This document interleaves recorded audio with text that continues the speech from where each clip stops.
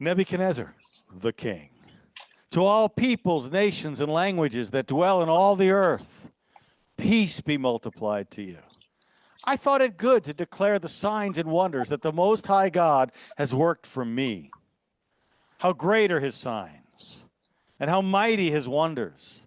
His kingdom is an everlasting kingdom, and his dominion is from generation to generation. I, Nebuchadnezzar, was at rest in my house and flourishing in my palace. I saw a dream which made me afraid, and the thoughts on my bed and the visions of my head troubled me. Therefore I issued a decree to bring in all the wise men of Babylon before me, that they might make known to me the interpretation of the dream.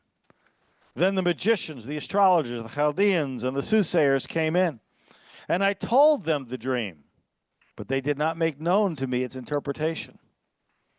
But at last Daniel came before me. His name is Belteshazzar, according to the name of my God.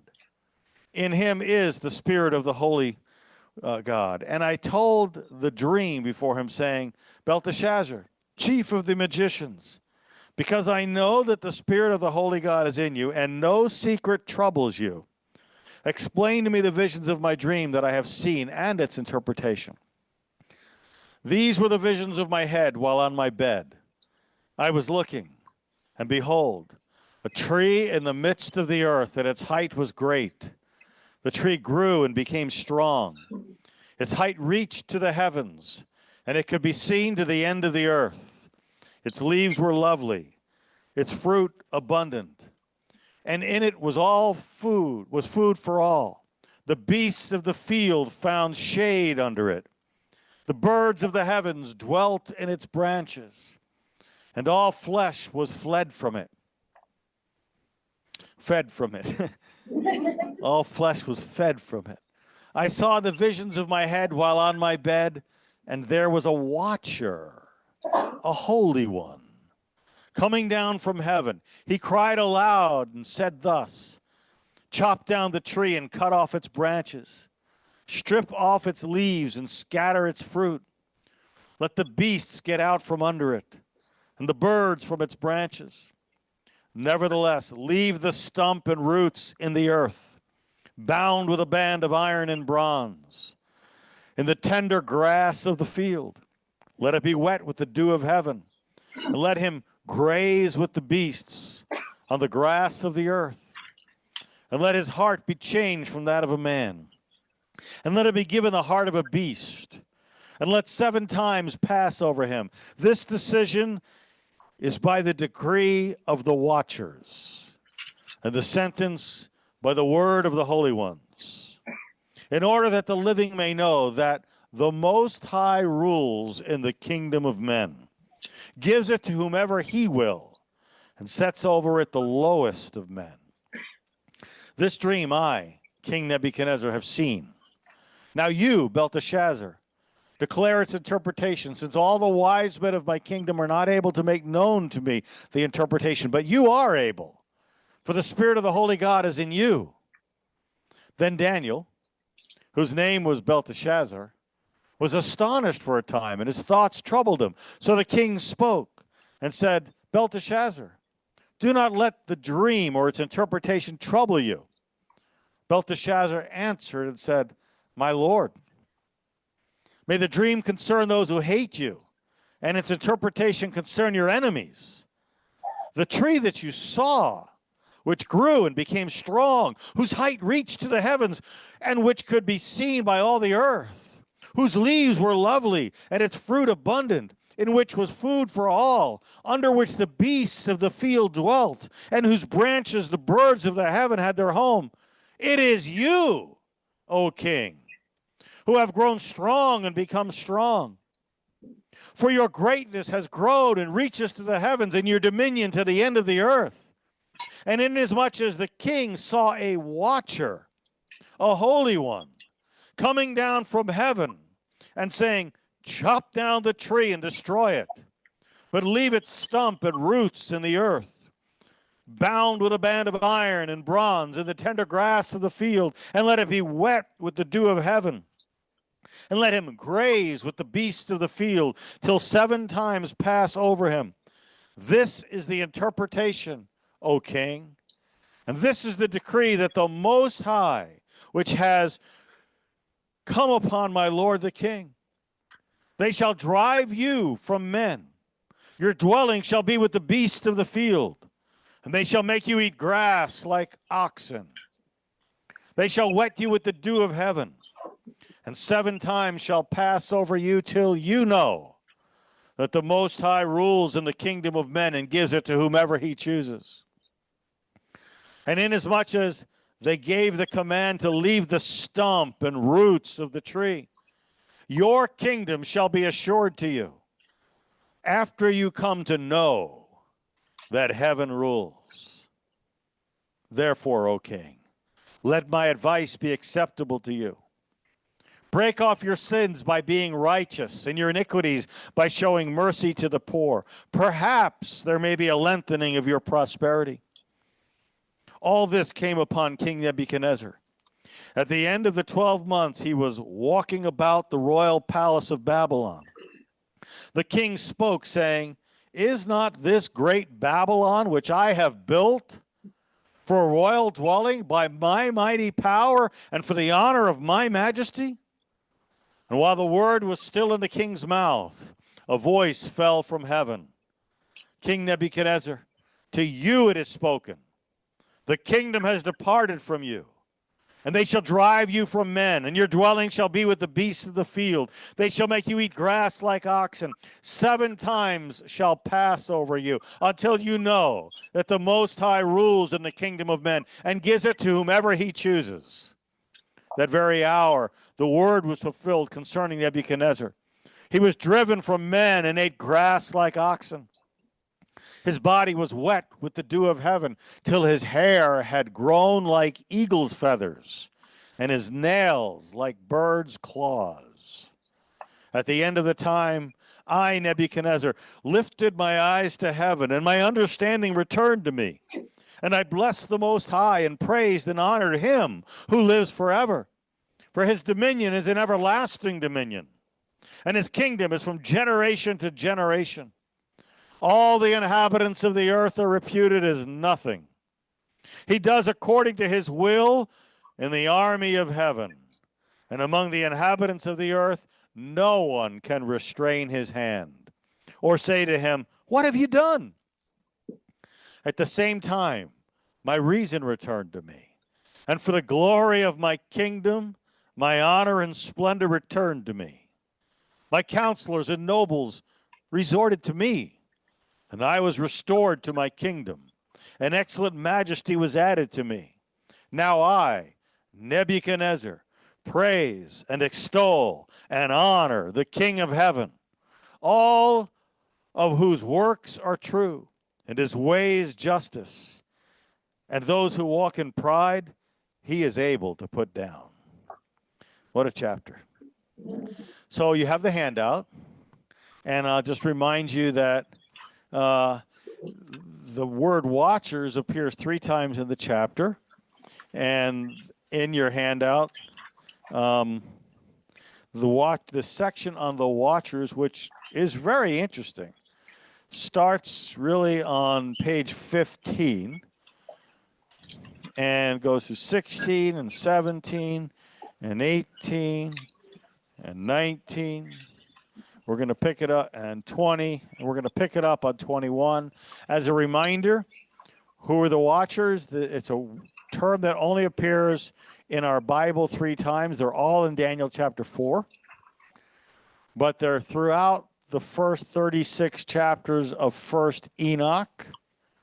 And we saw, and in those pages I just mentioned to you, there was a handout from last week as well that has just 60 sometimes obvious quotes and sometimes allusions from the New Testament, or in the New Testament, from the book of Enoch. That does not mean the book of Enoch belongs in the Bible. It is so corrupted. You read one manuscript, another, they're so different. But nevertheless, there's enough in there that's so evidently quoted in the New Testament that you can't just throw it out. And it becomes essential to understand what Daniel is referring to when he uses the word watchers 3 times, and it's not used anywhere else in the Bible, but it is throughout other Second Temple Judaism in things like the Book of Enoch and the Book of Jubilees and others. And so watchers are basically part of God's divine council in heaven, because God, as he created humanity to rule on the earth and put all things under people, so he wants to rule the earth through people, like a council, as it were, humanity ruling the earth. Likewise, he rules heaven with a council, and the watchers were part of that. And the Book of Enoch and other, first, but especially the Book of Enoch and other Second Temple material will describe most of the watchers that are described in Enoch are evil, but they're not all evil. And there's basically beings that are used by God to do things on there. Well, the watchers fell, and when many of them, 200 of them fell, according to the Book of Enoch. And when they did, that is the sons of God, according to Genesis chapter 6, that had relations with the women and bore the Nephilim. The Nephilim, then, when the flood kills them, and the spirits of the Nephilim, then that is who the demons are. And so that's catching you up on what that is. So the fallen watchers, the 200 that fell, 10% of them are free to roam the earth, according to Enoch. The other 190 are imprisoned, which Peter quotes from the Book of Enoch. The other 190 are imprisoned until the last days, and the Book of Revelation talks about them being released in the last days. So that's a real kind of interesting last days scenario, which evidently Jude quotes significantly, and Peter quotes significantly. So it's kind of hard to get away from. And also of interest, the Book of Daniel is the book that actually has more copies of at Qumran than any other book of the Bible, including Genesis or Exodus or Leviticus or Numbers or Deuteronomy. So it's a book that really influenced the days of people like John the Baptist, who many believe may have been part of Qumran. And so that's a little history review. Page 21 begins with chapter 4, verse 14. He cried aloud and said thus. That's the watcher, because the watcher is mentioned in verse 13. He cried aloud and said thus, chop down the tree. So in Daniel 4:14, it literally says that the watcher cries with might. In Daniel 4:14 through 17, the watcher, in my notes say angel, but it's a watcher, is the one who speaks the words. And Nebuchadnezzar is just simply telling Daniel what he heard the watcher say. Essentially, the angel or watcher is saying that Nebuchadnezzar is about to be stripped of everything. Going over to page 22. Chop down the tree. In chapter 2, Nebuchadnezzar had a dream. It was about an image. It represented several kingdoms. Okay, the top of it was gold. It was Babylon. And below that was silver, which was the Medes and the Persians. And below that is bronze, which is the Greeks. And then below that, there's the iron, which is the Romans. And then the clay mixed with iron is a last days empire. It's the feet. And Daniel tells the king, you are that head of gold, in Daniel 2:38. The king responds to the dream of Daniel 2 by building a statue in honor of himself. That's Daniel chapter 3. The entire statue now is made of gold. So the king has exalted himself beyond measure. We saw that the statue was 60 cubits tall and 6 cubits wide. It doesn't say, but it's reasonable to say if it's 6 cubits wide, or then it's probably also 6 cubits thick. 6, 6, 6. We saw that the stature of those dimensions would likely topple. It's so high, it's going to be heavyweight. The heaviest part of the statue, the gravity, the weight of gold is greater than that of silver, which is greater than that of bronze, which is greater than that of iron, and then clay on the bottom. So it's top heavy, and it's really tall and really thin. It's going to topple. So many have considered the possibility that the statue was actually a gold-plated tree. This tree is going to be cut down in this chapter now. The dimensions are similar to the date palms of modern Iraq, which grow to about 90 feet or 60 cubits high, and they're slim like Nebuchadnezzar's image. So in Daniel chapter 2, the dream is about a statue. In Daniel chapter 3, the king uses a gold-plated tree, probably, to represent himself. I showed when we were in Daniel chapter 3 that that was actually common, to plate things with gold. So he uses a gold-plated tree to represent himself and requires everybody worship him. In Daniel chapter 4, now that tree is cut to the ground. Nebuchadnezzar requires that everyone worship a tree image of him. This is similar to Rome requiring people worship in emperor worship. This is similar to what the Antichrist 666 will do, exalting himself above all gods.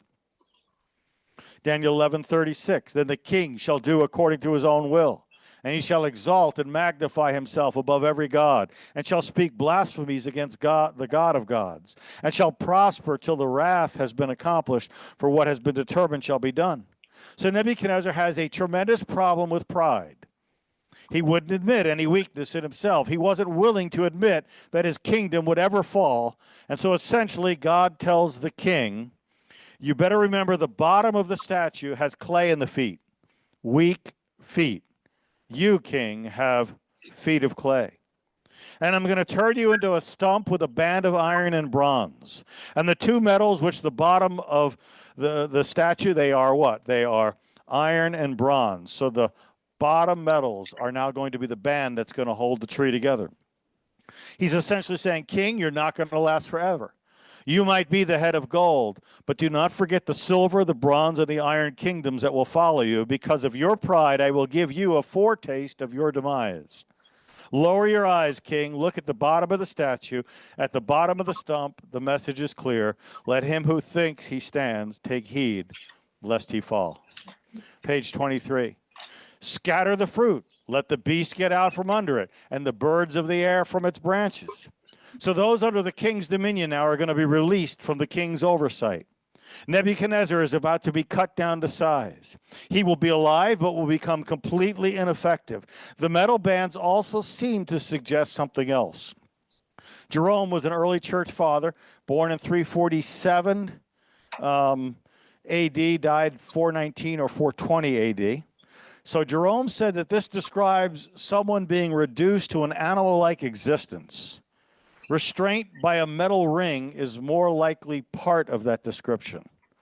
Jerome compares it with the chaining of a madman than an aspect of tree culture. In other words, it's more likely controlling the madman than some kind of tree issue here, which Jerome is saying. So some scholars who say that the metal bands are a symbolic way of preserving the tree, since Nebuchadnezzar is going to be restored. But there is a problem with that way of thinking. That is that the metal bands would not preserve the stump would still rot. So that's probably not a good answer for what it means. 415, leave the stump and its roots in the earth, bound with a band of iron and bronze. The bands are made of iron and bronze, which are the bottom two metals of the statue in Daniel 2. So the stump may represent then the end of the age of the Gentiles. Gold, Babylon; silver, Medes and Persian; bronze, Greece; iron legs, the unnamed kingdom, which we can pretty well establish as Rome; and then the iron mixed with clay, this last days kingdom. So we get this bronze and iron, last days kingdoms. Art Scroll says that the phrase, he shall be bound with a bond of iron, it says the tree is here abruptly metamorphosed into a person, as if the dream were interpreting itself by identifying the dream as a person who, having gone berserk, must be bound with chains. In Daniel 4:16, let his heart be changed from that of a man, let him be given the heart of a beast. So again, the watcher is speaking this. The king is going to become like the rest of nature that the king himself has ruled over. In the creation story, humanity is given dominion over creation. And the king is now going to be relegated to the status of the beasts that all of humanity was created to rule over. Genesis 1:26. Let us make man in our image, according to our likeness. And let them have dominion over the fish of the sea, and over the birds of the air, and over the cattle, and over all the earth, and over every creeping thing that creeps on earth. Romans 1:22. Professing to be wise, they became fools and changed the glory of the incorruptible God into an image made like corruptible man, and birds, and four-footed animals, and creeping things. And what we really have here now in Nebuchadnezzar's life is an illustration of Jonah 2:8. where it says, those who regard worthless idols forsake their own mercy. And that is what's happening now to Nebuchadnezzar. On page 24, let 7 times pass over him. So this judgment then is not going to be permanent. 7 times. Most commonly, it is understood to mean 7 years. In fact, that is how the Septuagint records it. We looked at those extra 70 verses from Daniel chapter 3 that are from the Septuagint. Well, that's how the Septuagint, it has differences between the Greek Septuagint, the Greek translation of the Hebrew Bible, and there are differences besides when you have those extended editions from the Apocrypha. And in Daniel 4:13, the Septuagint says, and let his body be changed by the dew of heaven for the worst, and for 7 years let him be grazing along with them. So the Septuagint, or 2nd century BC, translates this 7 times as meaning 7 years. Rashi, who is born in 1040 AD, says that these 7 years relate to the fact that Solomon took 7 years to build the temple. So he destroyed the temple, Nebuchadnezzar, so he will endure 7 years of judgment. The NIV Study Bible has a note on 416 which explains that 7 signifies completeness. And then the NIV Bible, not the Study Bible, just all NIV Bibles, have a text note that say that the word times referred to a given season of the year. So in other words, if you're going to say 7 times, it'd be like saying the first Christmas, the second Christmas, the third Christmas. That's 3 seasons, right? That's three times. Or if you want to say, Rosh Hashanah, then you'd have three years in a row like that. So that's the idea there. Now, the number 7 is going to be a significant marker of time in Daniel chapter 9.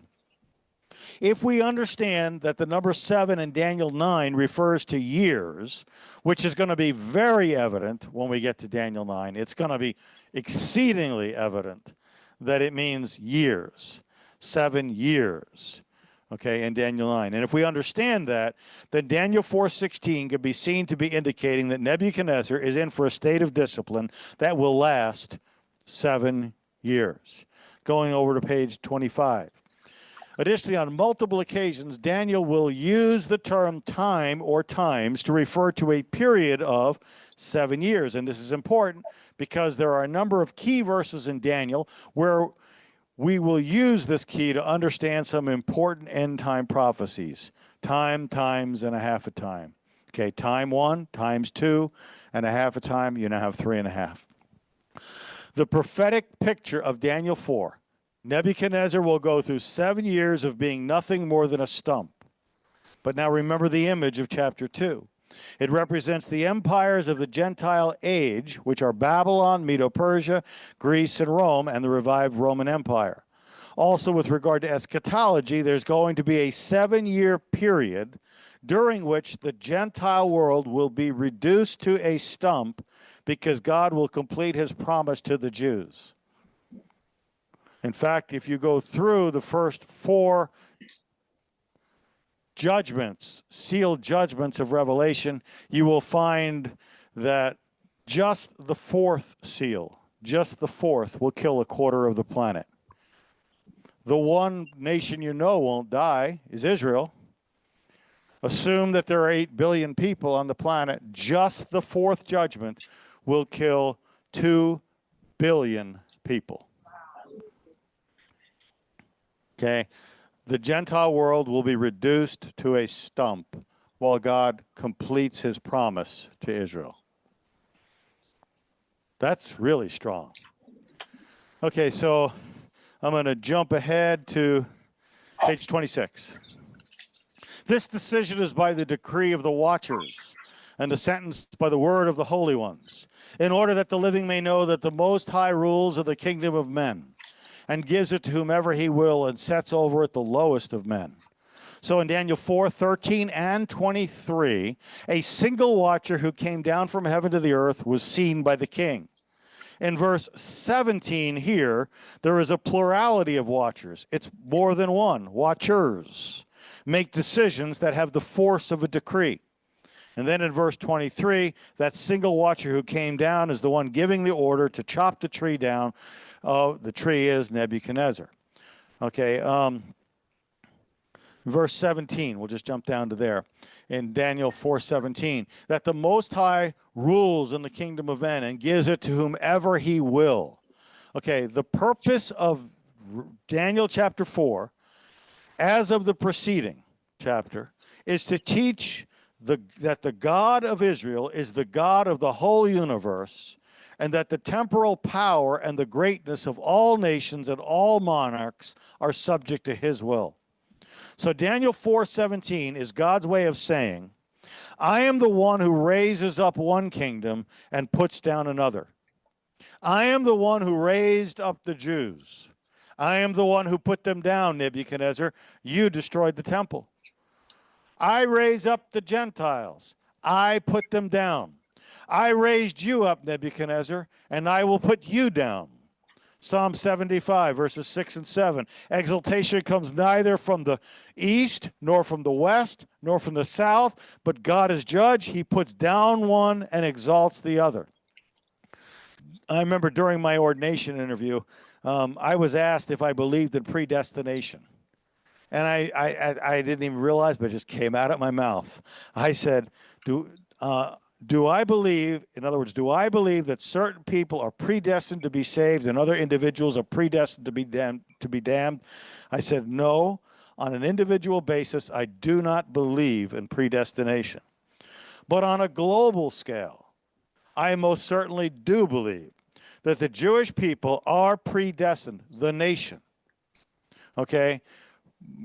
We died by the untold numbers in the wilderness, all but Joshua and Caleb.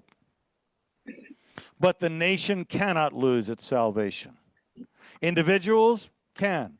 Individuals in the church can. The church cannot lose its salvation, but individuals can. Israel, individuals can, but the nation of Israel cannot. And so all Israel will be saved. And that's Romans 11:26 on page 27. Verse 17, that the Most High rules in the kingdom of men and gives it to whomever he will and sets over it the lowest of men. God's discipline was merely to punish Nebuchadnezzar, but that he and others might learn I don't know why I missed the word not, was not merely to punish Nebuchadnezzar, but that he and others might learn a valuable two-part lesson. The first part of the lesson is that the Most High rules over the kingdoms of men and gives it to whomever he wills. But the second part of the lesson is that he will set over it the lowest of men. And the word lowliest does not mean unworthy. It means the most humble, which is really interesting. So, it's 5:10. And I have the handout ready to give out, but I think it's best if I don't, because it's 5:10, right? And I can hear people. So you don't want to miss the next class. We are going to hit the second half of Daniel verses 19 through 37. It'll be a whole lot easier than the first half because you already know what the watchers are, and we've already talked about the watchers. But what we will see in the second half is what really happened to King Nebuchadnezzar, like really, actually medically, and, how does he get restored? And what does this mean for us as humans? Because God actually does discipline people. And so that's Daniel, the second half of this chapter.